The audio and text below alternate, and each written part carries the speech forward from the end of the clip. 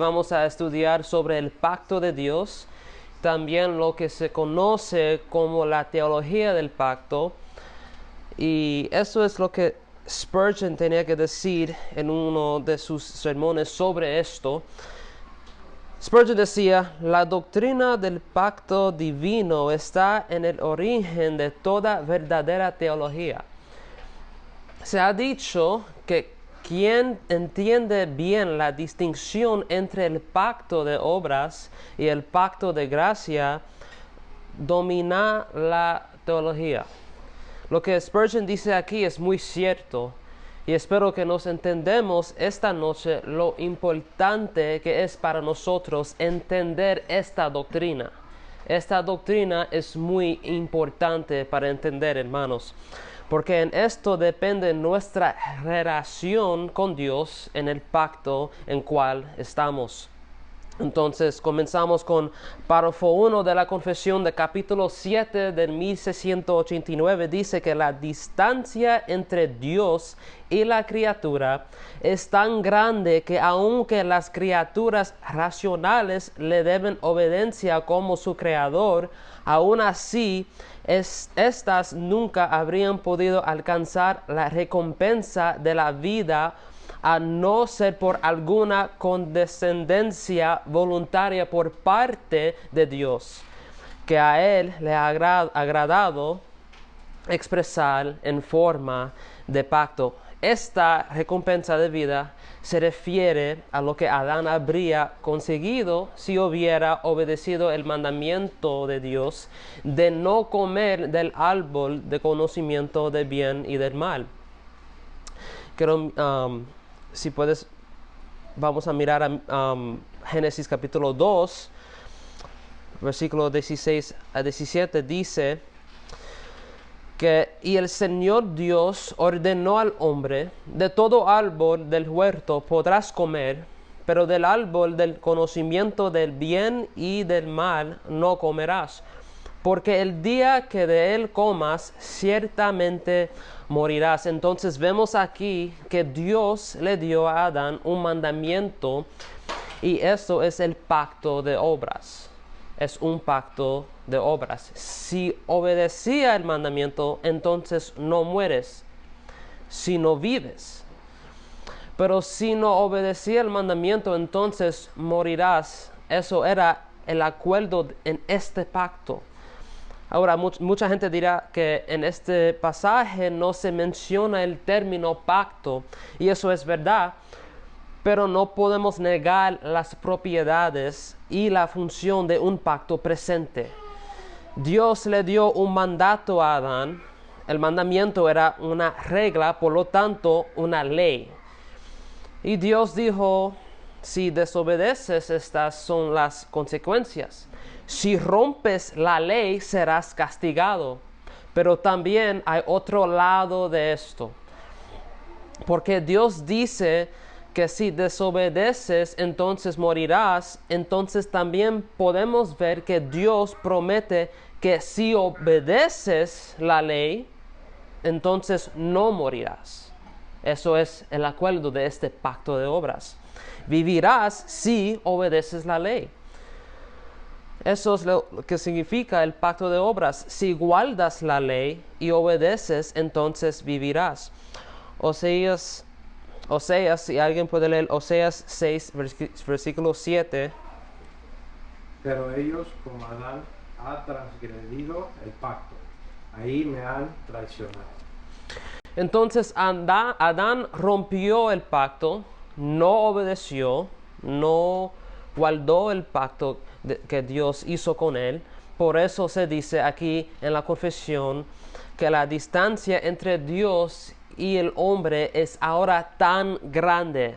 La distancia entre Dios y el hombre es tan grande que nunca podremos recibir la recompensa de la vida, es decir, la vida eterna, a menos que Dios intervenga. Y la forma en que Dios interviene con el hombre, o la forma en que Dios trata con el hombre, es a través de pactos.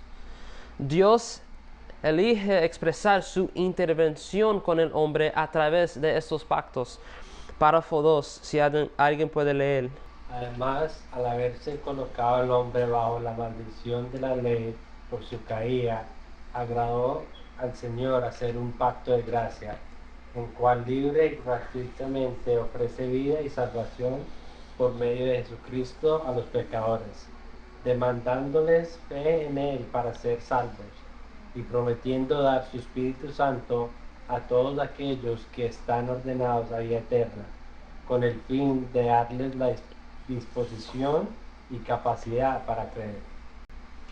Ahora, la diferencia significativa que vemos en el pacto de obras y en el pacto de gracia es esto. En el pacto de obras, tanto Dios como el hombre necesitan cumplir su parte de trato. Dios es fiel al pacto y al hombre se le requiere que sea fiel también al pacto. Y si eso sucede, entonces el pacto se cumple. El pacto de obras depende de dos partes para completar sus roles. El pacto de gracia, sin embargo, no depende de dos partes, solo depende de Dios.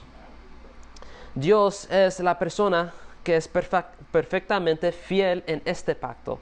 El pacto de gracia es esto: aunque el hombre no sea capaz de guardar perfectamente mis mandamientos, los mandamientos de Dios, Dios le dará la gracia a la luz de una promesa para que tenga la salvación. Eso es el pacto de gracia, que no depende de lo que podamos hacer, porque no podemos salvarnos, o de que podamos contribuir de alguna manera. El pacto de gracia depende completamente de la misericordia de Dios con el hombre caído. Ahora, la manera en que Dios puede tener un pacto de gracia para que los pecadores sean salvos y hechos justos con Él, es que el primer pacto, el pacto de obras, debe ser cumplido.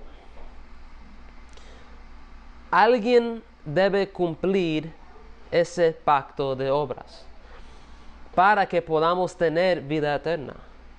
Eso fue el acuerdo con Dios. Si yo me paré aquí, hermanos, y diría que yo creo completamente que somos salvos por obras, ¿quién dirían ustedes?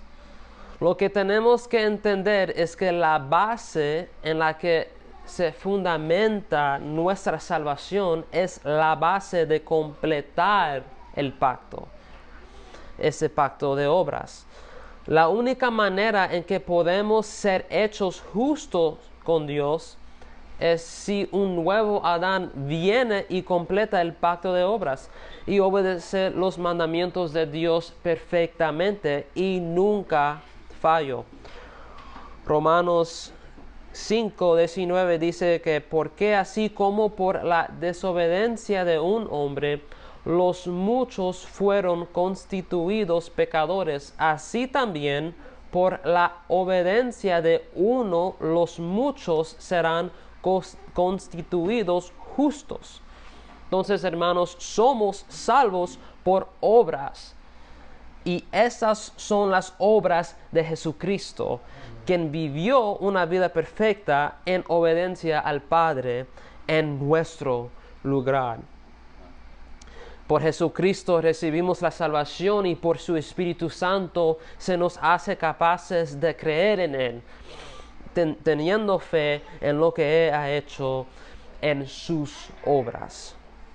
El pacto de gracia es necesario para nuestra salvación porque no hay nada que el hombre puede hacer para salvarse, y entonces Dios interviene y salvan a los pecadores. Dios planeó esto desde el principio en cómo iba a lograr todo esto. Si alguien puede leer el párrafo 3 de la confesión. Este pacto es revelado en el Evangelio, en primer lugar, a Adán, la promesa de salvación por medio de la simiente de la mujer, y después, mediante pasos adicionales hasta completarse su plena revelación en el Nuevo Testamento, y tiene su fundamento en aquella transacción del pacto eterno que hubo entre el Padre y el Hijo acerca de la redención de los elegidos. Y solo por la gracia de este pacto es que todos los que en cualquier tiempo han sido salvos de entre la posteridad de Adán caído han obtenido vida y una bendita inmortalidad, siendo el hombre ahora totalmente incapaz de hacerse aceptable para Dios bajo aquellas condiciones en las que estuvo Adán en su estado de inocencia. En Génesis capítulo 3, 15 dice que pondré enemistad entre tú y la mujer, y entre tu simiente y su simiente. Él te herirá en la cabeza y tú lo herirás en el talón. Así es como la promesa de salvación es revelado a Adán. Dios le dice a Adán, porque la serpiente te engañó, de alguna manera te ha quitado tu reino, tu posición de tener dominio. Porque recuerda que Adán fue puesto en la tierra para trabajar y guardarla, teniendo dominio sobre ella. Entonces, en un sentido, hermanos, Adán era un rey. Mira que dice Jesús en Mateo capítulo 12. Dice que, pero si yo expulso los demonios por el Espíritu de Dios, entonces el reino de Dios ha llegado a ustedes. 28:18. Acercándose Jesús, les dijo, toda autoridad me ha sido dada en el cielo y en la tierra. Esta autoridad que Cristo está hablando aquí es la autoridad para reinar sobre la tierra. Cristo vino a recuperar lo que Satanás le robó a Adán. Adán perdió su autoridad porque cayó en el engaño de Satanás. Y por eso Satanás, como dice en Juan capítulo 12, versículo 31, es llamado el príncipe de este mundo. Pero Cristo, siendo la semilla prometida de la mujer para aplastar la cabeza de la serpiente, para quitar Satanás de esa posición donde él se engañe a las naciones. Dice Génesis 3 que el simiente va a aplastar su cabeza. No era la cabeza literal, pero cabeza aquí también puede significar autoridad o posición de poder. Y así Cristo vino a destruir las obras del diablo y trajo su reino quitando Satanás de ese lugar de autoridad, trayendo la salvación a los pecadores, justificándolos por la fe en Él. Eso es la promesa de Dios que Dios hizo en el pacto de gracia. Ahora, preguntas. ¿Por qué necesitamos el pacto de gracia? Bueno, porque diría yo que como Adán no pudo completar el pacto de obras, y entonces nosotros tampoco podemos completar el pacto de obras, y nos separó de Dios. Entonces Él tuvo que dar el pacto de gracia a nosotros.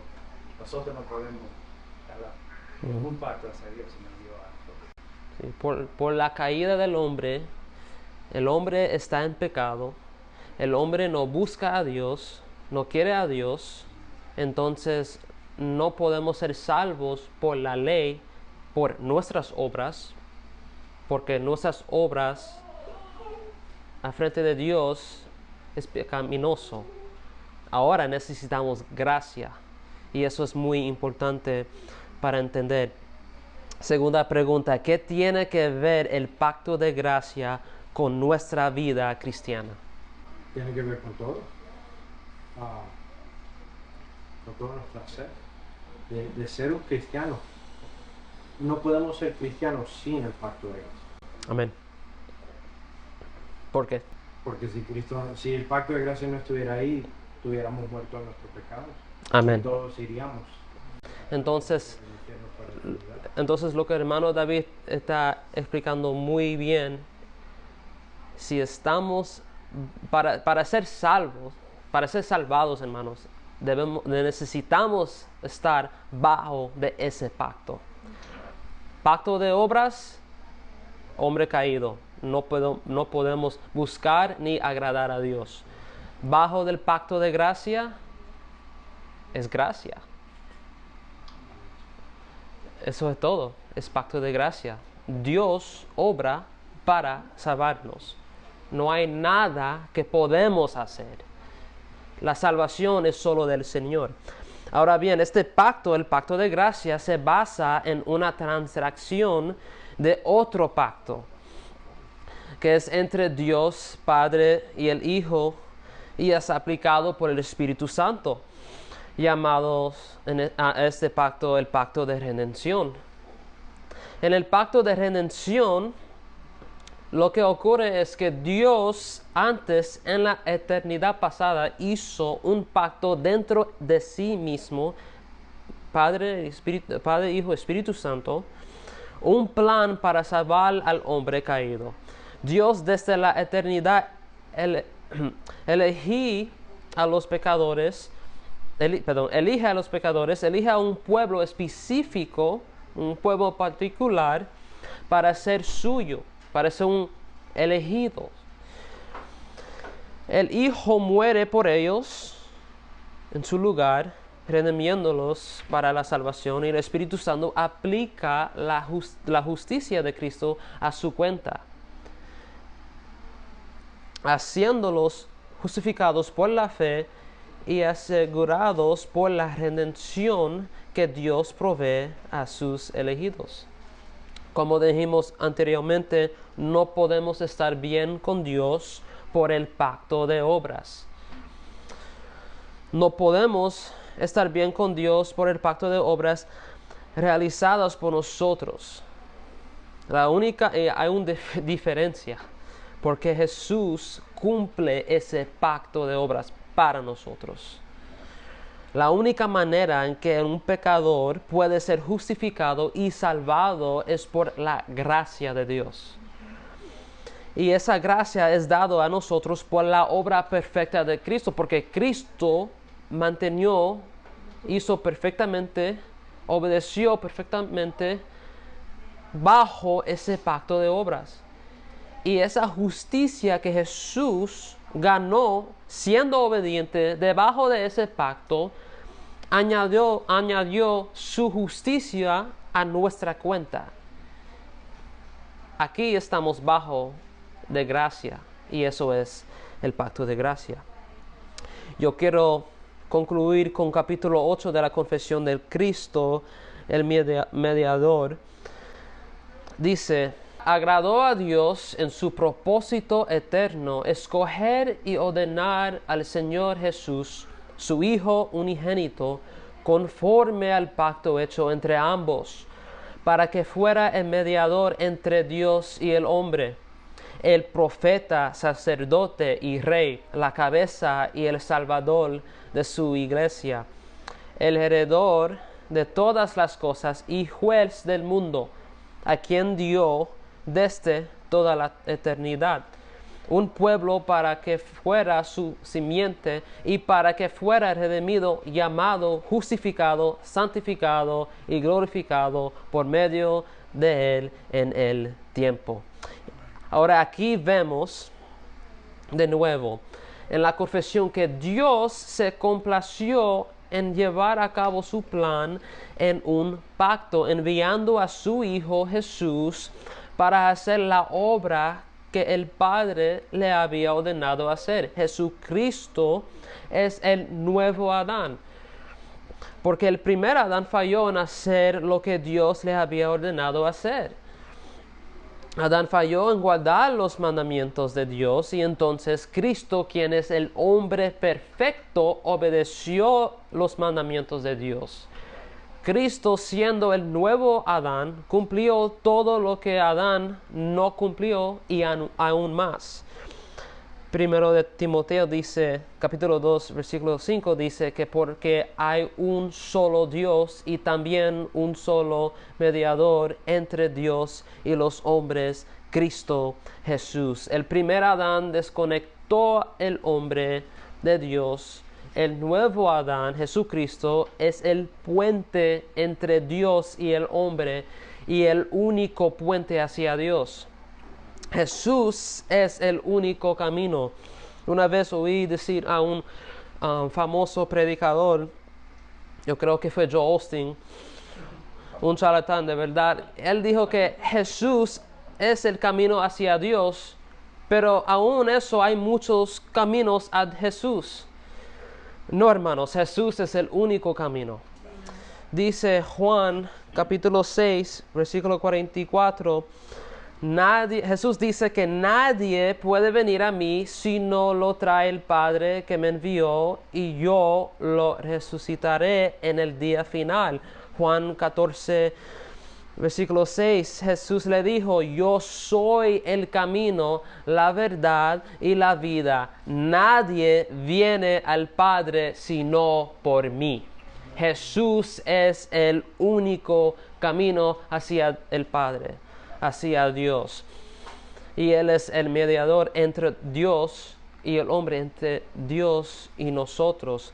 Ahora, la confesión dice aquí que Jesús tiene 3 oficios. Jesús es profeta, sacerdote y rey. Jesús es profeta. Él es el mayor Moisés y Elías. Vemos una conexión del Antiguo Testamento al Nuevo Testamento. En Éxodo capítulo 4, versículo 31, después de que Moisés haciendo las maravillas por el poder de Dios, los israelitas respondieron que Jehová había visitado a su pueblo, que Dios está ahí, porque su profeta está ahí. Y en Lucas capítulo 7, versículo 15 a 16, dice que después que Jesús resucita a un hijo de la viuda, tal como lo hizo Elías en Primero de Reyes, capítulo 17 a 24, la mujer dijo a Elías que tú eres el hombre enviado por Dios, una profeta. La gente que eran testigos en Lucas capítulo 7, versículo 15, dijeron, un gran profeta ha surgido entre nosotros. También decían, Dios ha visitado a su pueblo. Respondieron a Jesús de la misma manera que respondieron a Moisés y Elías en el Antiguo Testamento. Ve la conexión, hermanos. Jesús es el mayor profeta, mejor que Moisés y Elías combinado. En Deuteronomio capítulo 18, versículo 15, Moisés dice, un profeta de en medio de ti, de tus hermanos como yo, te levantará el Señor tu Dios, a él oirán. Y en capítulo 9 de Lucas vemos a Moisés y Elías, los dos profetas más importantes, uno de los más importantes profetas del Antiguo Testamento, de pie junto con Jesús en ese monte, y entonces Dios habló a través de la nube diciendo, este es mi hijo, mi escogido, oigan a él. Se cumplía así la profecía que Moisés había pronunciado en Deuteronomio capítulo 18. Jesús es la profeta, el más alto profeta. Quiero que nosotros leemos varios versículos aquí. Jesús también es sacerdote. El sacerdote, según Hebreos capítulo 7 y 9, es el que intercede por el pueblo de Dios para que sus pecados puedan ser lavados y ellos redimidos. Hebreos 7, 21 y 22 dice que pues en verdad ellos llegaron a ser sacerdotes sin juramento, pero él, por un juramento del que le dijo, el Señor ha jurado y no cambiará, tú eres sacerdote para siempre. Por eso Jesús ha venido a ser fiador de un mejor pacto. Hebreos 8:6. Pero ahora Jesús ha obtenido un ministerio tanto mejor por cuanto Él es también el mediador de un mejor pacto establecido sobre mejores promesas. Alguien lee capítulo 9, versículo 16. Por eso Cristo es el mediador de un nuevo pacto, a fin de que habiendo tenido lugar una muerte para la remisión de las transgresiones que se cometieron bajo el primer pacto, los que han sido llamados reciban la promesa de la herencia eterna. Amén. Así que Jesús es el sumo sacerdote que hace intercesión perfecta para todo el pueblo de Dios, todos sus elegidos, lavando sus pecados por su sacrificio perfecto que fue por una vez para todo tiempo. Él ha lavado todos nuestros pecados pasados, presentes y futuros. Jesús es Rey, y este es mi oficio favorito que tiene Jesús, y me encanta decirlo, que Jesús es Rey, Él reina. Dios hizo un pacto al rey David y le dice y a él le dijo: yo estableceré a tu descendiente en tu trono para siempre. Y vemos en Hechos capítulo 2 cuando Pedro predica al pueblo de Israel y habla de la promesa que Dios hizo al rey David y explica cómo esa promesa se cumple en el Cristo resucitado. Hechos 2, 25-35, porque David dice de él: vía siempre al Señor en mi presencia, pues está a mi diestra para que yo no sea sacudido, por lo cual mi corazón se alegró y mi lengua se regocijó, y aún hasta mi carne descansará en esperanza, pues tú no abandonarás mi alma en el Hades, ni permitirás que tu santo vea corrupción. Me has hecho conocer los caminos de la vida, me llenarás de gozo con tu presencia. En manos de patriarca David les puede decir con frecuencia que murió y fue sepultado, y se sepulcó está entre nosotros hasta el día de hoy. Pero siendo profeta y sabiendo que Dios le había jurado sentar a uno de sus descendientes en su trono, miró hacia el futuro y habló de la resurrección de Cristo, que ni fue abandonado en Hades, ni su carne sufrió corrupción. A este Jesús resucitó Dios, de lo cual todos nosotros somos testigos. Así que, exaltado a la diestra de Dios y habiendo recibido del Padre la promesa del Espíritu Santo, ha derramado esto que ustedes ven y oyen, porque David no ascendió a los cielos, pero él mismo dice: dijo el Señor a mi Señor, siéntate a mi diestra, hasta que ponga a tus enemigos por estrado de tus pies. Jesús es el verdadero Rey eterno. Él está sentado en el trono y está reinando ahora, no en el futuro. Él reina ahora. Jesús no está regresando para establecer un reino en la tierra para reinar. Él está reinando ahora. La promesa del pacto es que Él, Jesús, venía a aplastar a la serpiente, que es el diablo, trayendo su reino para reinar sobre los hombres, un reino que será eterno, donde todos los que pertenecen a ese reino están bajo el reino salvífico de Cristo. Él vino para destruir las obras del diablo. Él ató ese dragón. Él ya estableció su reino y Él está reinando ahora hasta que venga a consumir su reino. Y todos nosotros vamos a estar con Él, con el Señor, por siempre y para siempre. Amén. Oremos, hermanos. Señor, te damos gracias por este tiempo que hemos tenido para estudiar tu palabra y tus verdades, Señor. Ayúdanos, Padre, a buscar tu justicia y a buscar siempre la sana doctrina. Queremos conocerte, Señor, y sabemos que tu palabra es verdad.